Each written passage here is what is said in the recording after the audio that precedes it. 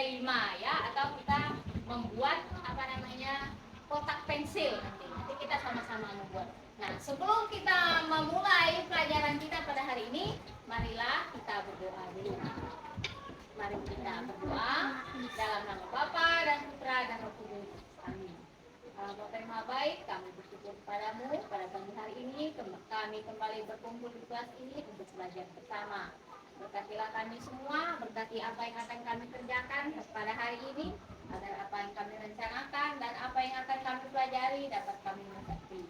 Bapa yang Maha Baik, hadirlah di tengah-tengah kami dan berkati kami semua yang hadir di kelas ini. Namamu kami puji kini dan sepanjang segala masa. Amin. Dalam nama Bapa dan Putra dan Roh Kudus. Selamat pagi. Ya.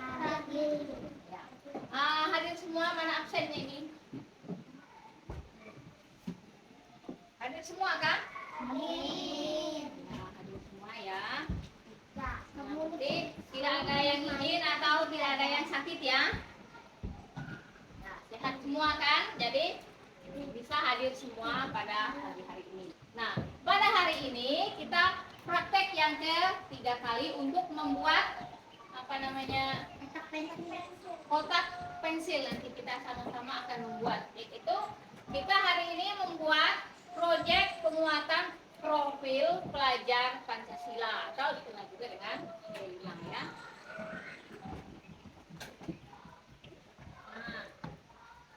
Elemennya adalah elemen kolaborasi ya. Yang pertama itu kerjasama. Indikatornya menerima dan melaksanakan tugas serta peran yang diberikan kelompok dalam sebuah kegiatan bersama. Elemennya ya. Lalu komunikasi. Komunikasi untuk mencapai tujuan bersama. Indikatornya memahami informasi sederhana dari orang lain dan menyampaikan informasi sederhana kepada orang lain menggunakan kata-katanya sendiri. Lalu yang berikutnya, saling ketergantungan positif. Indikatornya mengenali kebutuhan-kebutuhan diri sendiri yang memperlakukan orang lain dalam pemenuhannya. Lalu yang berikutnya, koordinasi sosial. Indikatornya melaksanakan aktivitas kelompok sesuai dengan kesepakatan bersama dengan bimbingan dan saling mengingatkan adanya kesepakatan tersebut. Itu elemen kolaborasi.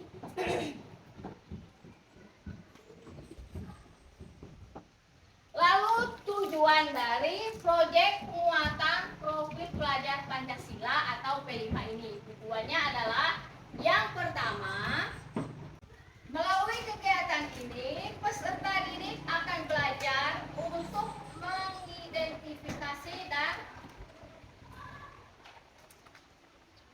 menghargai potensi ekonomi dalam penggunaan barang bekas sebagai bahan dasar, sehingga mereka akan menjadi lebih sadar akan pentingnya menjaga lingkungan dengan mengurangi limbah dan mendukung prinsip daur ulang.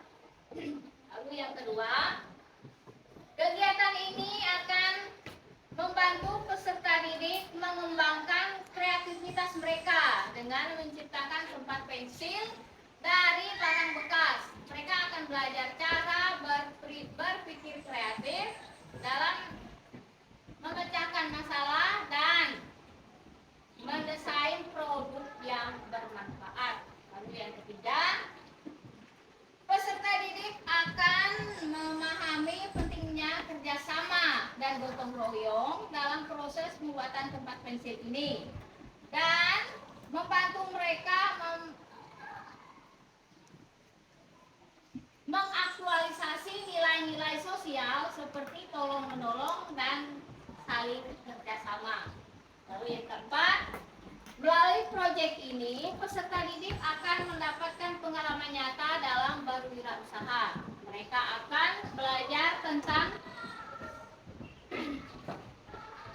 perencanaan, produksi, dan pemasaran produk mereka, serta memahami potensi ekonomi di tingkat lokal.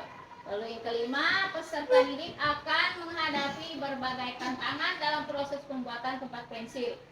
Mereka akan belajar bagaimana mengatasi masalah dan menemukan solusi kreatif dan mengembangkan keterampilan pemecahan masalah yang penting untuk masa depan mereka. Lalu tujuan yang keenam adalah peserta didik akan menyadari bagaimana usaha wirausaha mereka dapat memberikan manfaat bagi masyarakat. Hal ini akan membantu mereka memahami konsep kesejahteraan masyarakat dan merasa terlibat dalam meningkatkannya. Nah, jadi tujuan inilah yang akan kita capai dalam proyek penguatan profil pelajar Pancasila ini.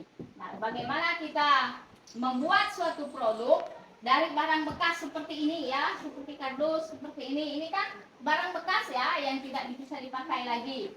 Yang kita olah supaya sampah ini kan sampah ya, bisa bermanfaat atau ada gunanya atau ada nilai ekonomisnya, sehingga barang bekas ini tidak dibuang atau dipakai begitu saja atau menjadi tumpukan sampah yang tidak berguna, tetapi mempunyai manfaat atau gunanya sehingga bisa kita pakai lagi.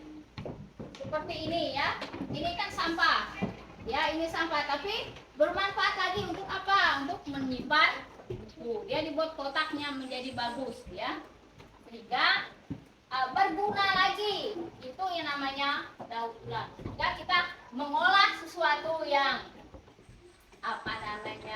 mengolah sesuatu yang sudah tidak berguna menjadi berguna. Ya, contohnya sampah tadi.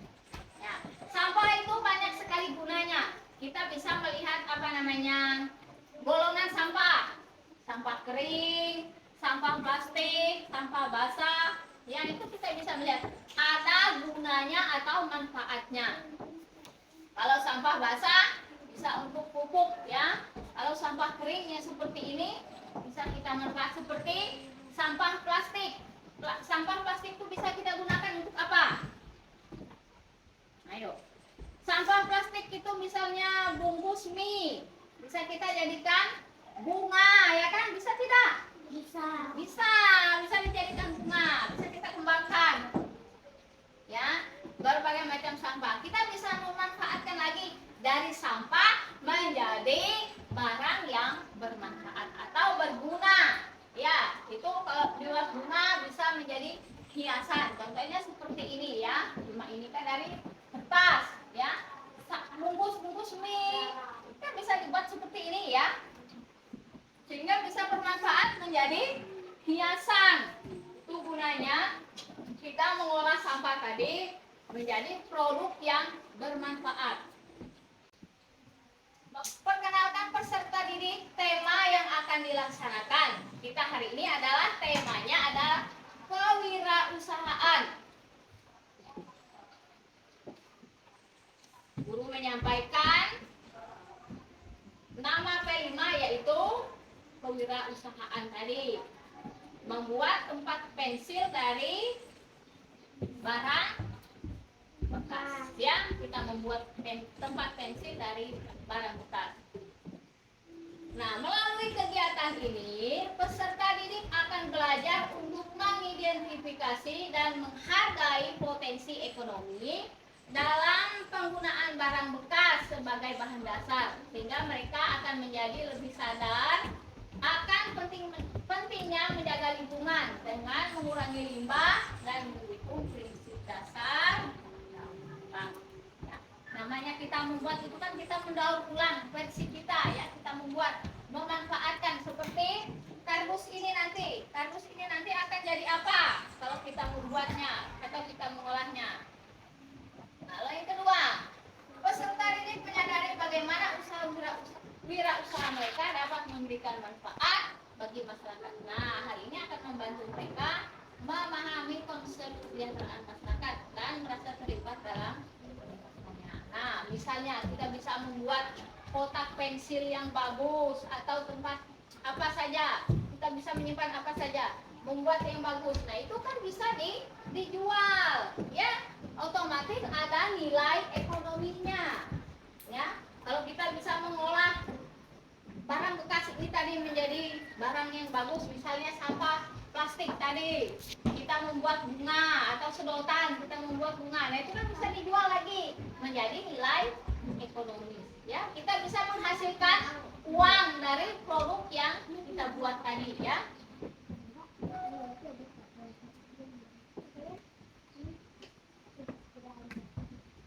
Nah, kontekstualisasi peserta didik akan menyadari bagaimana usaha wirausaha dapat memberikan manfaat bagi masyarakat. Hal ini akan membantu mereka memahami konsep kesejahteraan masyarakat dan terlibat dalam meningkatkannya. Lalu yang kedua, aktivitas ini akan membantu peserta didik memahami hubungan antara pembangunan ekonomi lokal, lingkungan, dan kesejahteraan masyarakat dalam konteks yang mereka alami secara langsung ya. Nah, kita akan membuat itu, otomatis kita bisa melihat bagaimana cara dan proses pembuatan dari barang bekas tadi menjadi barang yang bermanfaat.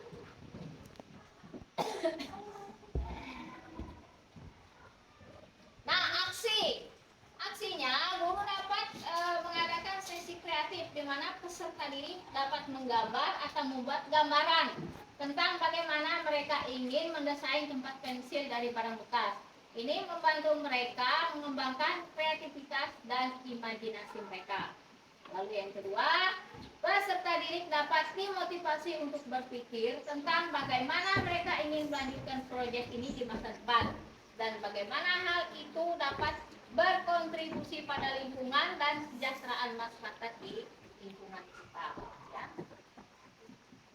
Itu aksinya. Sedangkan tindak lanjutnya adalah melakukan evaluasi menyeluruh terhadap hasil proyek yang telah dilakukan. Ini termasuk jumlah tempat pensil yang berhasil diproduksi, pendapatan yang dihasilkan, dan efek positif pada lingkungan sekitar. Ini tindak lanjutnya ya. Lalu dua, menyusun monitoring dan evaluasi berkelanjutan untuk melacak kemampuan peserta didik, hasil proyek, dan dampaknya terhadap lingkungan dan sekitar. Yaitu tindak lanjut atau rencana kedepannya itu seperti apa kalau kita membuat satu proyek yang bermanfaat bukan hanya untuk sekarang tapi untuk nanti, memanfaatkan sesuatu yang sudah dibuang menjadi barang berharga atau barang bernilai yang bisa meningkatkan ekonomi kita ya. Bagaimana kita membuat kreativitas kita supaya sesuatu yang kita hasilkan itu orang lain berminat untuk untuk melihat atau membelinya apa yang kita buat itu ya. Tujuannya seperti itu. Sekarang Ibu akan membagi kelompok. Ya, buat 2 kelompok saja. Jadi lebih itu 2 kelompok saja. Ini 4 ya, itu 4. 4 saja kalau 2 kelompok. Ayo, ini bagaimana kita membuat.